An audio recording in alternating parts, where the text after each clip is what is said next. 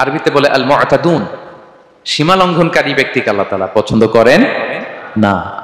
Limit cross করলে আল্লাহ তাআলা পছন্দ করেন না।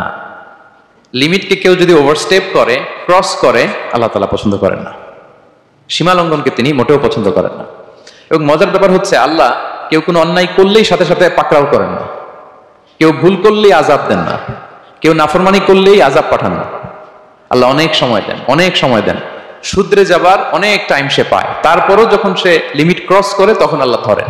আল্লাহ সব সময় ধরে না, ধরলে ছাড়ে না, ধরে ধরে ধরে না, ধরলে আল্লাহ ছাড়ে না। আল্লাহ সব সময় ধরবেন। এবং যে সমস্ত জাতিগোষ্ঠীকে এই পৃথিবীতে আল্লাহ তাআলা আযাব দিয়ে ধ্বংস করেছেন, তাদের স্টোরি যদি আমরা খেয়াল করি, আমরা দেখব যে তাদেরকে আল্লাহ অনেক সুযোগ দিয়েছেন ভালো হওয়ার, শুধরে যাওয়ার। কিন্তু তারা আল্লাহর আদেশ অমান্য করতে করতে করতে করতে যখন লিমিট ক্রস করে ফেলছে, একটা সবকিছুর একটা লিমিট থাকে, কি বলেন? We all should know all limits. আপনাকে জানতে হবে যে আপনি কতটুকু পর্যন্ত করতে পারবেন, কতটুকু আপনার সীমানা। You should know your limit. এই লিমিটটা আপনার জানতে হবে। তারা যখন লিমিট ক্রস করেছে, আল্লাহ আযাব দিয়েছে। আপনারা সামুদ জাতির নাম শুনেছেন?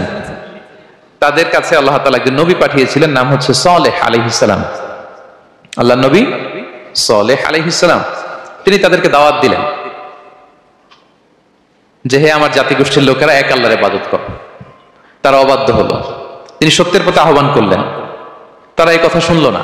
একটার পর একটা আল্লাহর পায়গাম আসে, তারা অবাধ্য হয়, তারা অবাধ্য হয়, তারা আল্লাহ তাআলার আদেশকে মানে না। সবশেষে সামুদ গোত্র, তারা আবার খুব শক্তিশালী ছিল। তারা পাহাড় কেটে আর্কিটেকচার করে, ডিজাইন করে কিভাবে আবাসন তৈরি করতে হয়, পাহাড়ি এলাকায়, মাউন্টেন এলাকায় কিভাবে আবাসন তৈরি করতে হয়, এটার ব্যাপারে এক্সপার্ট ছিল। কিন্তু তারা সালেহ আলাইহিস সালামকে বলল, সালেহ তুমি পাগল, তুমি জাদুকর, তুমি যে আল্লাহর কথা বলছো আমরা মানবো এক শর্তে, যদি এই পাহাড়ের ভেতর থেকে 10 মাস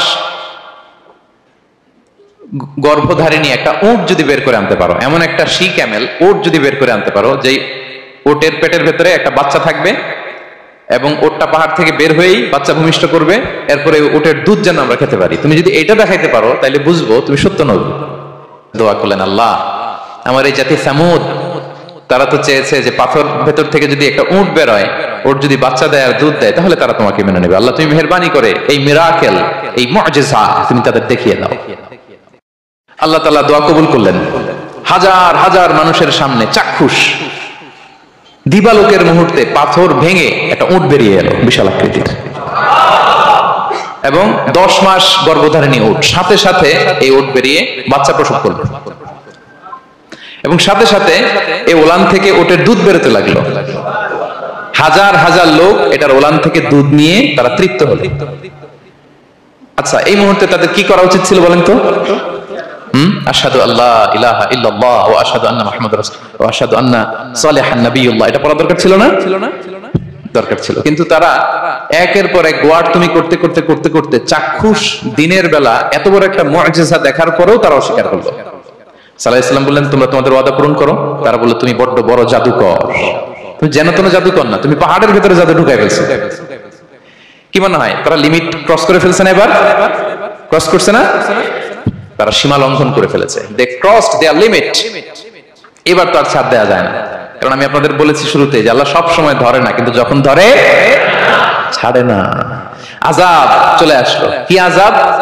আর্থকোয়েক, রাজফা, পুরো ভূখণ্ড কেঁপে উঠলো। কেঁপে ওঠার সাথে সাথে সব মাটিতে পড়ে গেল।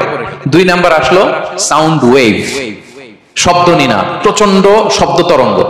জিবরাইল আলাইহিস সালাম ওই এলাকার উপরে এসে এমন জোরে চিৎকার মারলেন, ওই চিৎকারে সামুদ গোত্রের প্রতিটি লোক কানের পর্দা ফেটে মুহূর্তের মধ্যে লাশ হয়ে জমিনে পড়ে রইল।